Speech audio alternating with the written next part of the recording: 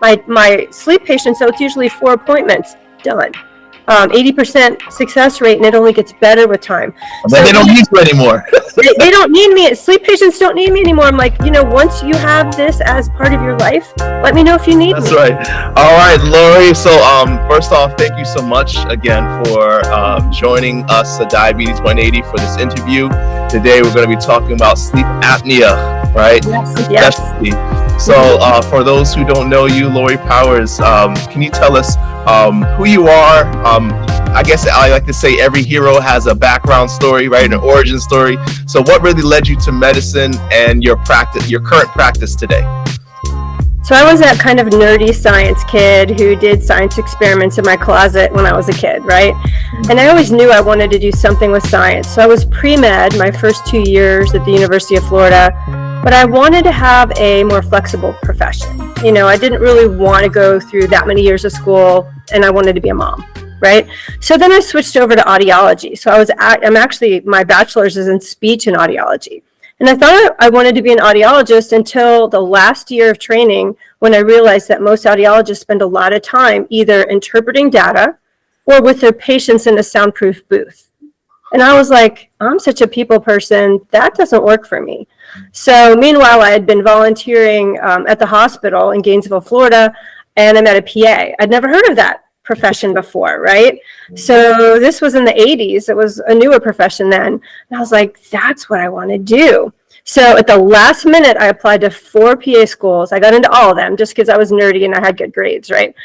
And initially, I thought I'd want to stay in ENT because of my audiology background. But eventually, I found my way into primary care and eventually psychiatry.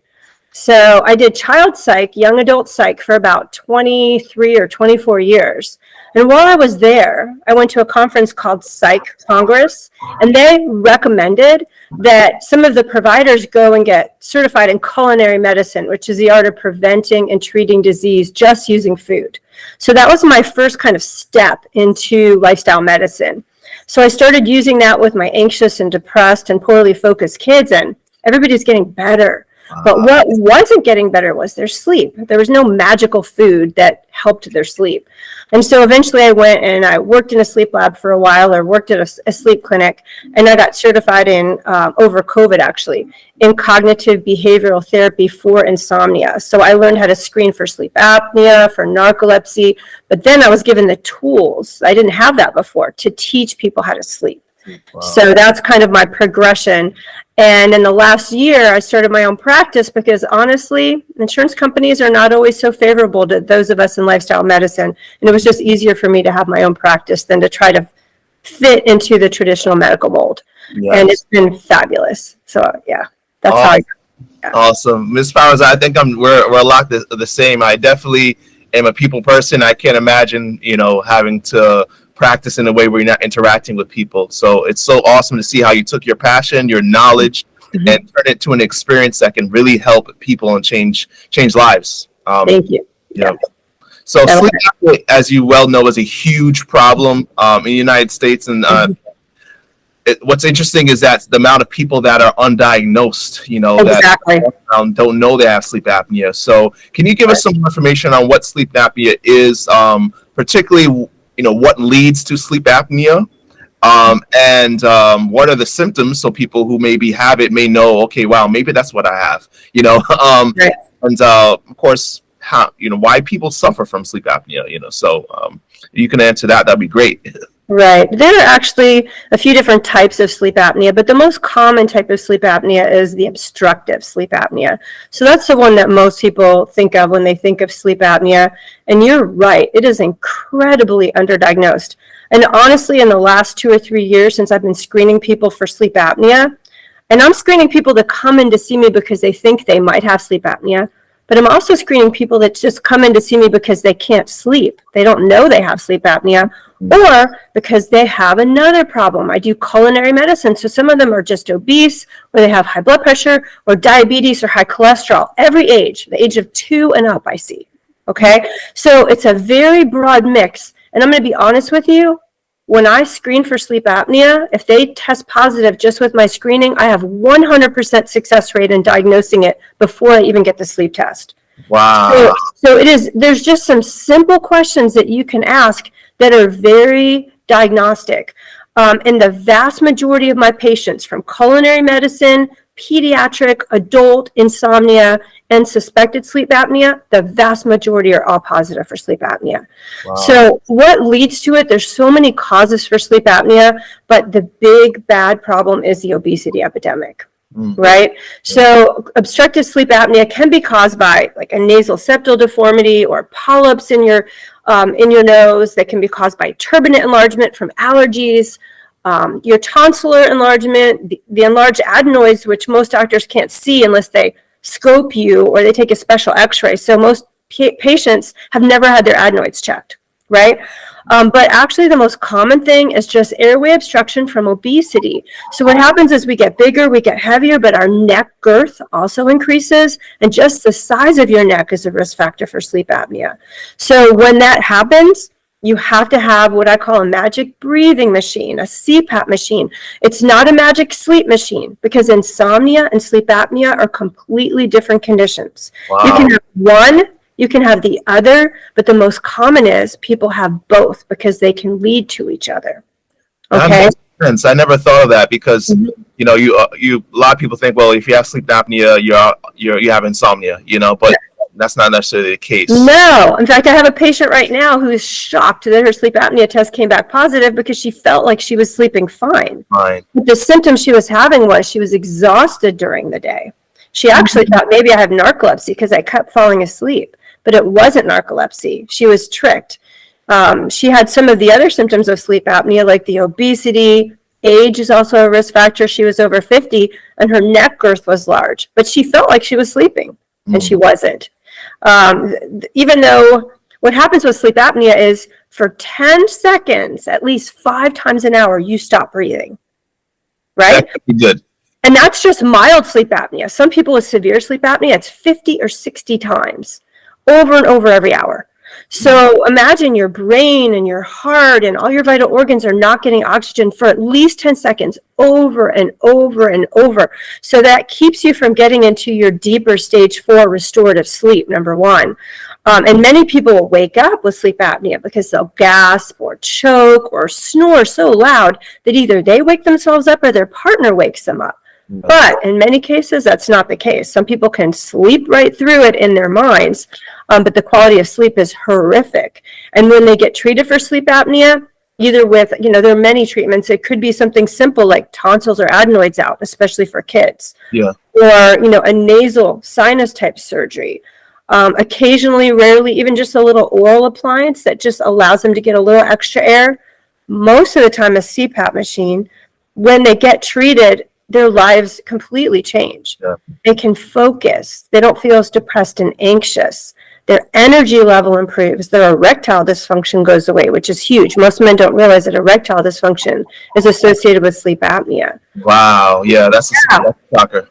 It's huge. Their schoolwork improves. Their work performance improves. Everything gets better. Their headaches are associated with sleep apnea. So there's so many symptoms. And when it's fixed, it's miraculous. And that's what I love about sleep medicine. It's all fixable, right? So the sleep apnea part is fixable. If they do rarely have narcolepsy, that's also fixable. And so is insomnia. So it's beautiful. So, Ms. Powers, you mentioned your questions, so share some of your magic. What are the questions that you're asking that leads to this 100% diagnosis rate? Right. So the STOP-BANG is the traditional questionnaire that we use to look at your risk factors. And actually, the insurance companies really look at it. If you know what I mean, they want a certain STOP-BANG score in order for you to even get your sleep apnea test. Mm-hmm. And then they'll decide if you get a home test or a lab test. The lab test is always preferred by sleep professionals because the home test can be falsely negative much more often. But sometimes, unfortunately, patients are forced to go do the home test, and then the insurance company will then pay for the lab test, right? But the questionnaire is actually pretty long, but the main questions are, the STOP-BANG is an acronym, right? So each letter represents something. So the number one symptom, of course, is snoring. Although occasionally I do have some patients that don't snore at all. And some patients don't know if they snore because they don't have a partner. right? So if they have a partner, they have no idea. Many times you don't know that you're snoring, right? So that's the big one. The second is just being tired. So a low energy level is a huge indicator, and I'll actually do labs too to make sure that there's not a reason that they're tired, like a thyroid problem, vitamin D deficiency, iron deficiency, something like that can also cause you to feel really tired. So we do labs as well, just to make sure there's nothing else, because just like you can have sleep apnea separately from insomnia, you can also have deficiencies too. So treating sleep is a multi-pronged approach, and when you treat them all, people feel fantastic, right? And I also work on their obesity. So it's kind of a combo of all of those things. So S is for snoring, the T is for tired, the O is for observed apnea. So an apnea is just a pause or a stop in breathing. Again, many patients that don't have partners don't know if they have that, but a lot of patients, they'll say, oh my gosh, my spouse has to wake me up every night. They shake me, or, they walk in the room and they think I'm dead because I'm not breathing, and they wake me up. So a lot of people have that situation, or an anesthesiologist might witness it. So if you go to have like your colonoscopy, the anesthesiologist might say, hey, you stop breathing while we had you under anesthesia. So sometimes if you don't have a partner, I say, talk to your anesthesiologist and see if they've ever seen it. So that's the O part. P stands for pressure, high blood pressure. So high blood pressure is one of the symptoms of sleep apnea, because when you don't get enough oxygen, your blood pressure goes up, your heart can enlarge, and you can have sudden death. So sleep apnea can be fatal. So it's a really big deal. So people that have high blood pressure, that's one thing you should think about. Do I have any of these other symptoms? Okay. So we've done the stop part. So the B part is body mass index. So if you are class 2 obese, which is a body mass index of 35, you're at much higher risk. But any obesity can, even a class 1 obese, greater than BMI, greater than 30, can also increase your risk. But once you hit 35, I would almost say everybody has. I mean, I've never seen anybody that was that obese that didn't even have what we would call mild sleep apnea. And what I tell my patients is, it's kind of like being pregnant. You can't be mildly pregnant, right? So you either are or you aren't. So if you have sleep apnea, even though it's mild, you have to treat it, because that means mild means at least 5 times at night. Per hour, you are pausing and breathing long enough that you're losing oxygen for 10 seconds at a time. So 5 times is a lot. Okay, so even mild. Then, so STOP-BANG, the A is age. Once you hit 50, you're higher risk. There's nothing we can do about that, right? We all we all hit 50 if we're lucky, right? If we're blessed. Yeah. So the N is for neck size, and I actually do take a tape measure and measure people's necks. Okay. If I work with military people, they know their neck size, because most of them get taped in the military now as part of their health and fitness wellness program. But a lot of women don't know their neck size, especially men do, because they buy collared shirts, right? So that's your neck size. So I do measure people's necks for that reason. And then the last one is gender. Men are just biologically more prone to have sleep apnea, so just being a male. So those that don't sound fair. Yeah, and you only have to have, get this, 3 out of 8 of those to get tested for sleep apnea. Just 3. So 3 to 4 is a moderate risk. 5 and higher. So you can see there were 8 questions, just 3. So if you're a male over 50, you already have 2. So if you snore, you need a sleep test. If you have high blood pressure, you need a sleep test. Do you see what I'm saying? You see where I'm going with it? And even then, I'm telling you that most of these people have sleep apnea. This is some great information. So I definitely want to probably in the description section where we post this video, have a link maybe to STOP-BANG, so people could review again for sure. But I almost missed one of our questions. So a lot of people out there, probably, especially the ones who don't have the insomnia, may be thinking, I don't want to, walk around, sleep with a mask on. Let me just ignore this thing, whatever. It's not really bothering me. But are there other consequences besides, just trouble sleeping at night or fatigue during the day? Are there other consequences of untreated sleep apnea? There are so many consequences. First of all, people that have untreated sleep apnea don't feel well. Also, because you're not getting your deeper sleep, you gain weight. Okay, so it's a chicken and the egg type of thing. Wow. Right? So if you're overweight, you're more likely to have sleep apnea. If you have sleep apnea or insomnia, you gain weight. And the reason for that is less deep sleep means that your metabolism slows down. Okay, so the revving of the metabolism happens during deep sleep. So just that. And honestly, untreated sleep apnea can cause everything from, like we talked about earlier, high blood pressure, heart enlargement, sudden death, okay, grinding of the teeth, TMJ, headaches, which can even trigger migraine headaches, erectile dysfunction. I mean, on and on and on. There's such a list of symptoms. And what I love about sleep medicines, when they come back to see me, we go over the list of all the questions that I ask them. Some of them are even like restless leg syndrome and night sweats. Believe it or not, night sweats for men are associated with sleep apnea. Right. So, how they're doing in school and work, their focus, all those things, parasomnias, which it's like nightmares, but you don't wake up, or sleepwalking or sleep eating, or even sleep sex where you don't remember it. And that causes relationship problems, right? Sleep paralysis where you wake up, but you can't move. Okay. Nightmare disorder. All these things get better. So I have my checklist, and then they come back to see me and we do the checklist again. And once they're treated, and we actually do a sleep test with their machine, if they're wearing one, to show them, look at the difference.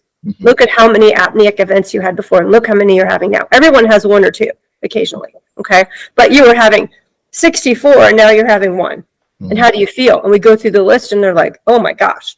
Yeah. And then we work on the things that aren't better. Like another one might be nocturia, which means you get up a lot to urinate. Well, if the sleep treatment didn't fix it, maybe your prostate's enlarged. Maybe we need to look at that, right? Because that is one of the symptoms. Even bedwetting. It's unbelievable how many adults bedwet. Nobody knows. When I ask a question, I have like young military guys that are bedwetting, and they didn't know it was sleep apnea. They just thought it was just normal for them. Like, I bedwet as a kid. It's normal to be 30 and bedwet. Like, it's not. Man, we're learning some good stuff, man. Yeah, so there's a ton. And again, you don't have to have a CPAP in all cases. And if you don't tolerate the CPAP, that's part of what I do. So cognitive behavioral therapy is for retraining people that have insomnia, but we have many modifications, and one of them is to help you tolerate your CPAP machine. So there are people like me that can teach you. And it might be we need a different mask. So there's a full face mask, there's a nose mask, there's a nose and mouth mask, there's what we call nasal pillow that just sits right here. So sometimes it's changing the type of mask, sometimes it's changing the pressure. Sometimes there's a different type of machine called a BiPAP that adjusts the pressure that goes in and out instead of just one pressure. So there's many things we can do that are mechanical, right? But then I can also do the therapy piece where I can train you so that you can tolerate the machine if you have claustrophobia or something else going on. So what I tell people is don't give up, because it's your quality of life. It could be the length of your life. It could be your metabolism. There's so many reasons to not give up on treating your sleep apnea. And my goal with all my patients is to lose the weight and get them off the treatment anyway. Great. That's my goal. That's right? a good segue. Ms. Powers, you mentioned being a culinary studying culinary medicine. So obviously you know a bit about nutrition. And so what is your nutritional approach to treating people with, not just sleep apnea, but obesity and other chronic diseases? Yes. So for the most part, I take a very detailed, like I said, my new patient appointment's 2 hours for anything. So they could be coming to me for high blood pressure. They could be coming to me for sleep. It's a 2-hour evaluation. And I take a detailed medical, surgical, social, medication, history, and I try to make a diet that fits their lifestyle. Okay. So that's why people will say, why don't you have on your website just diet information so we can just make a diet? Right. Well, everybody's different. I take into account your finances, your time, your socioeconomics, your tastes, your food allergies, what medications you're taking, your other medical problems. What are your goals? What do you want to weigh? I'm not somebody that counts calories. I don't believe in diets per se, even though my business is called Sleep and Diet Restoration. To me, diet is more what you're eating. It's not to lose weight, because when you eat the right things, your body drops the weight. That's not a problem.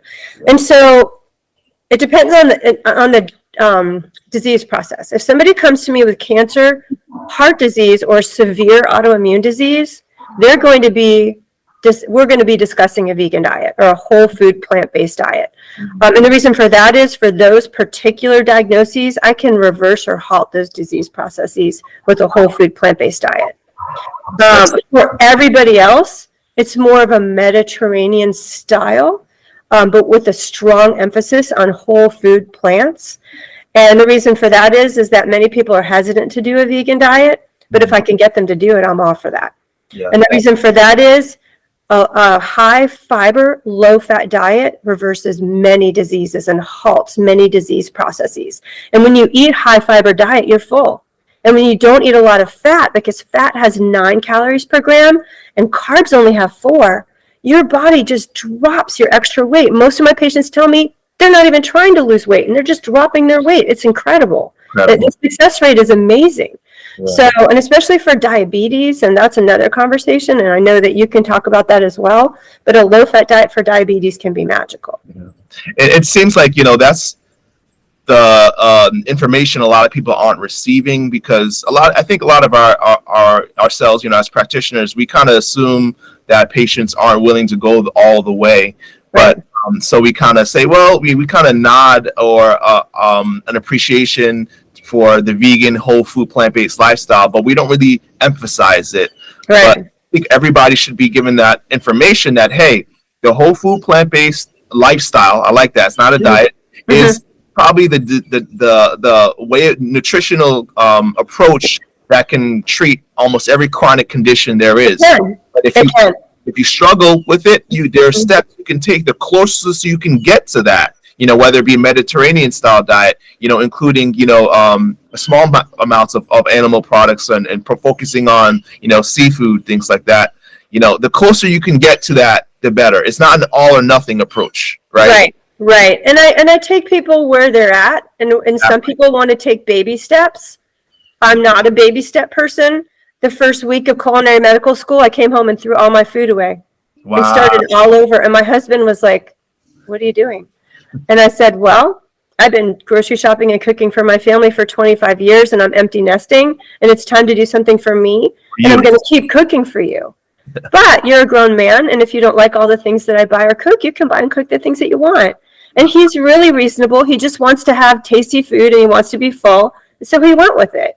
Mm-hmm. So is he a vegan? Absolutely not. But our house is vegan. Yeah. And he'll come home with a steak when he really wants one, and he buys creamer for his coffee. And he might eat out, and when we eat out, he might get salmon or something like that, because that's what he chooses to do. But I got his cholesterol down by 80 points. I got him off his cholesterol medication. He's at an ideal body weight. He feels fantastic, and we're both in our mid to late 50s with no medical problems, taking no medication. I can't say that for many people our ages. Yeah. It's amazing how many people, like, after I do these interviews, they come to me and say, "Hey, Lewis, that interview was amazing. Can that happen to me? Can I experience that?" So you already shared your husband's success. Can you share maybe another success story for someone, especially who made the change in their life, when it came to nutrition and experienced success? I have so many, but I have a few that really stand out. I have some amazing patients right now, and I follow most of my patients every 2 weeks. If they're really sick, I see them weekly. And then eventually we go to once a month, every other month, every third month. And, sometimes occasionally I don't need to see them at all anymore if they're nutritional. My sleep patients, so it's usually 4 appointments, done. 80% success rate, and it only gets better with time. So they don't need you anymore. they don't need me. Sleep patients don't need me anymore. I'm like, once you have this as part of your life, let me know if you need me. The nutrition patients, it depends on their goal. If they come in to see me and they're on 30 medications and they're 150 pounds overweight, they're going to be seeing me for a while because they need support, right? So that's different from the sleep. My sleep patients come and go, but most of them I keep because I'm working on their nutrition, their health, and other problems, right? So my favorite patients right now, I have a cancer patient that is in his mid-50s. And he came to me as a last resort. He basically said, everyone's given up on me. They said, go home and die. I've done all my treatments. There's nothing else they can do. He has esophageal cancer. I'm in pain all the day, all the time. I'm nauseated all the time, and I can't work. I had to give up my business. And so I just want to feel better. What can I do to feel better? I don't expect you to miraculously make me cancer-free. I just don't want to be in pain and nauseated all the time, and I want to have some energy. I can't get out of bed. His daughter was graduating from college, and he wanted to spend time with her. I have actually a letter from him. Within 4 to 6 weeks of working on his diet and sleep, he started back to his business. He works full time now. His nausea and his pain are gone zero, from 10 to 0. Wow. I just saw him this past week. He is doing incredible. I mean, and he is my poster child. Like, he's telling all of his friends to come see. Yeah, so that is what I live for. I have a sleep patient who is only in his mid-20s, and both his parents were doctors, actually. They started him on a hypnotic for sleep as a teenager in high school, and he was stuck on it. He could not get off of it. His doctor couldn't get him off of it. His parents couldn't get him off of it. And he realized, he's actually a therapist now. He's a psychologist. He's like, I know hypnotics are not good for my brain. Mm-hmm. I know that over time that increases my risk for dementia, but I can't get off of it. Mm-hmm. So literally in 4 weeks, I got him off his hypnotic. He's my poster child. Like, he's sleeping like a baby. He, just doing the cognitive behavioral therapy. He had some underlying anxiety that we had to work through, but he's doing fabulously. I have an 81-year-old woman who was almost wheelchair bound from crippling rheumatoid arthritis. And she came to me actually not for that reason. She came to me for obesity. And meanwhile, I put her on an anti-inflammatory whole food plant-based diet. Within 4 weeks, she said her pain, again, went from like a 10 out of 10 to a 0 out of 10. She didn't believe that it was the food. So she did she's like, she came to me, she said, I don't believe you. I think this is placebo. I think it's all in my head. I'm like, the joint changes are still there, but the inflammation is gone. She felt great. So she went back on her old diet, and she came back to me in a month, and she's like, you're right. And I'm like, yes, I am. Let's go. Right?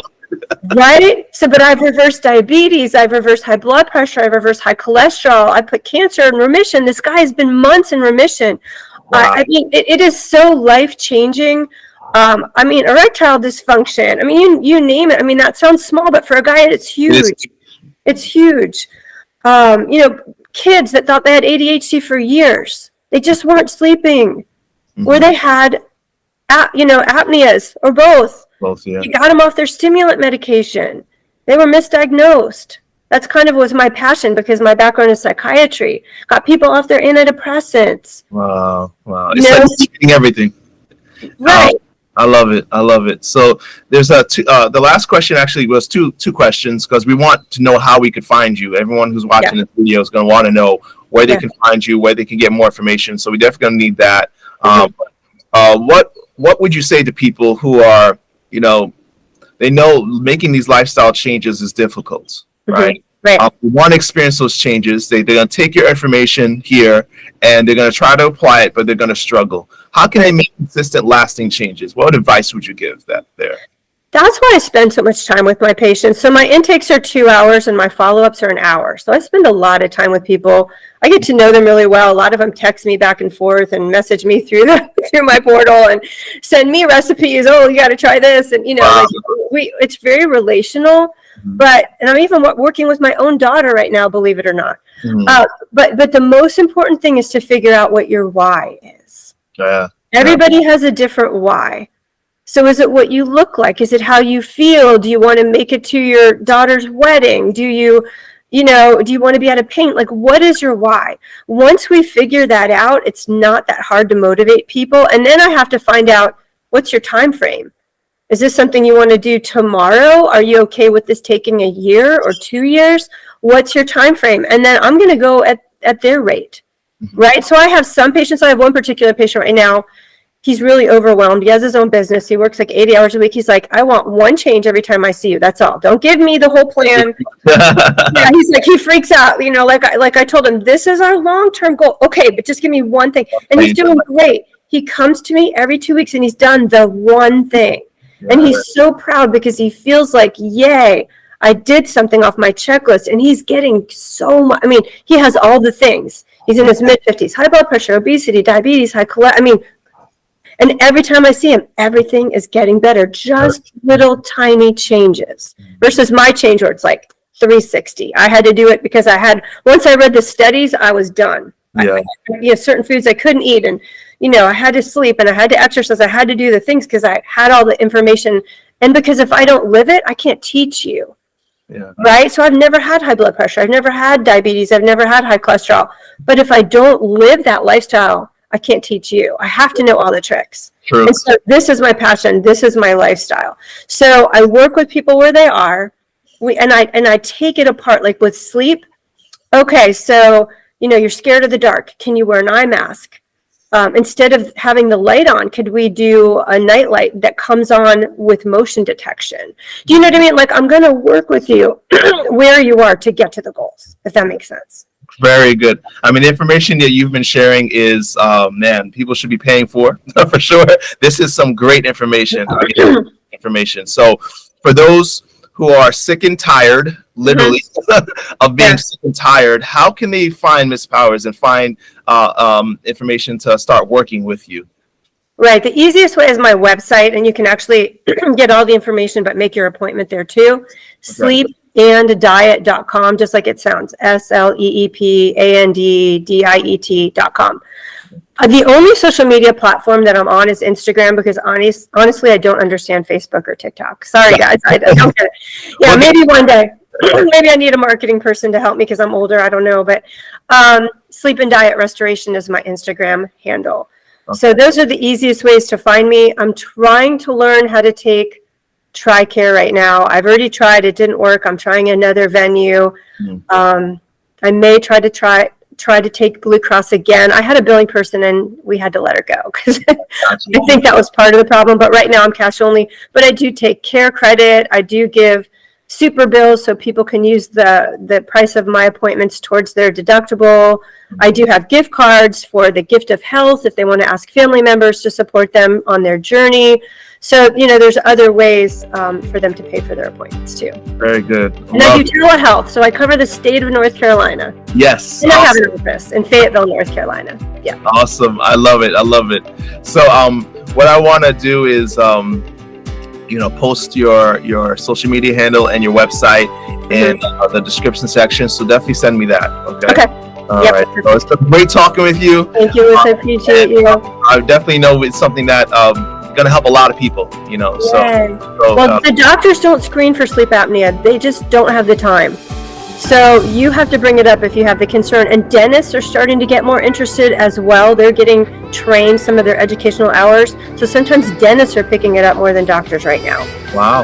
Yeah. So screen yourself. And if you're worried about it, ask for a sleep test because it is. Yeah. And we'll have that in the show notes for sure. Okay. Great. Thank you. You have a good day. Thanks for talking. It was so fun. Have a great day. All right. Bye-bye.